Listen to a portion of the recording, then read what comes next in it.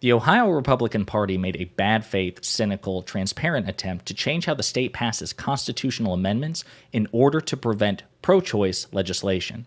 But in an act of extraordinary defiance, Ohio voters came out in droves to crush that attempt. But before we unpack all that, if you haven't yet, please hit that like, subscribe, and the alert bell. Maybe check out my Patreon. I'd appreciate the support. So, what am I talking about? Well, this is national news, certainly. It doesn't have direct national implications unless you see it as a potential prophecy or a potential sign of what's to come, a harbinger in the 2024 presidential elections. So here's what happened. Ohio is a deeply red state. In 2020, I think it voted for Donald Trump. In 2022, it sent J.D. Vance to the Senate of all people, right? So in the aftermath of the Dobbs decision, which overturned Roe v. Wade, you would think, at least on paper, it was a hotbed for really restrictive pro-forced birth legislation. And again, in theory, that's the case because Ohio Republicans have essentially gerrymandered their way into a sweet situation in the state legislature. But as we saw in the aftermath of the Dobbs decision, there were many red states that, again, on paper were pro-life, but like Kansas and Kentucky, which came out in terms of public referendum. So the voters came out, the citizens came out in this red state and crushed attempts to try to pass restrictive pro-life legislation, thus showing that even in red states, restrictive pro-life policies or anti-abortion policies are wildly unpopular. So Ohio Republicans kind of saw this coming. Crap, if this happened in Kansas and Kentucky, and we want to make pro-forced birth legislation, we're going to have to work around the idea of public referendum, which is when voters come out and vote on a single issue, and then that becomes a constitutional amendment, okay? So Ohio Issue 1, this was a special election, right? And we'll get into this in a minute, but it would have raised the passage threshold for future constitutional amendments from a simple majority to 60% supermajority, along with stricter signature requirements to get amendments on the ballots, okay?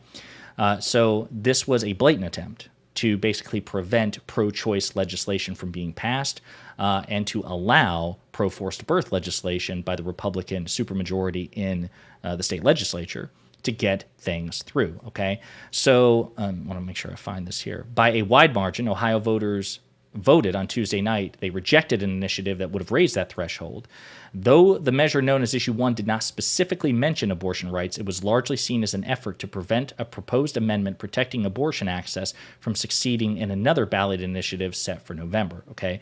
So in November, there's going to be a ballot initiative which will protect abortion rights in Ohio. Republicans saw this coming, right? And they're like, okay, what's a simple majority to get that particular ballot initiative passed? We need to get ahead of this and raise the threshold so that way 51, 52, 53% of the public can't use public referendum and this initiative to protect abortion rights. We got to raise it to 60%, okay? That's what last night's special election was about, okay? And yet this exceeded the turnout, apparently 4 times greater than what the Ohio Republican Secretary of State expected, all right? Ohio's heartbeat law barring abortion after 6 weeks of gestation took effect after the Supreme Court struck down Roe v. Wade. So this constitutional amendment that's coming in November could potentially strike down Ohio's current heartbeat law. Okay, guys, this is a major win for reproductive rights in the future.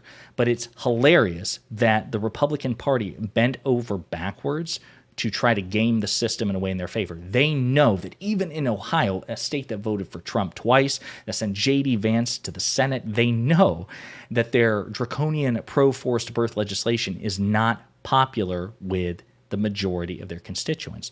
So in predictable Republican fashion, they know they're unpopular, so what do? They have to cheat. They have to rig the game in their favor. But it failed. It failed spectacularly. Nearly 60% of voters came out to crush this attempt. This attempt failed. No doubt Republicans are licking their wounds and are trying to come up with other ways to rig the system in their favor, to deny the will of the majority of voters in Ohio. But what matters is here and now they failed spectacularly.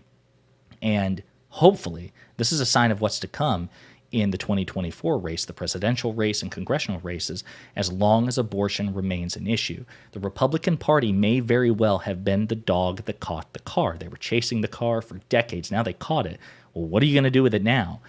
We saw that there were backlashes again in Kansas and Kentucky, and even in the 2022 midterm elections, which depressed what was expected to be a red wave. It basically killed it, and it was more of like a pinkish trickle, which barely allowed the GOP to recover the House of Representatives. And so what I'm saying is this could be a sign of what's to come, and hopefully it is, because Republicans are really anti-majoritarian. They are anti-choice.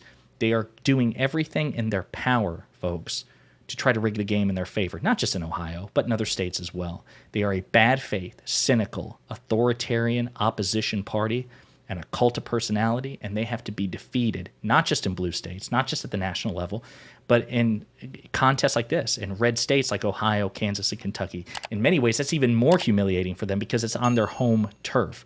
So anyway, this is great news. It's great news for women, great news for everybody in Ohio, and a potential harbinger of things to come. Let's hope.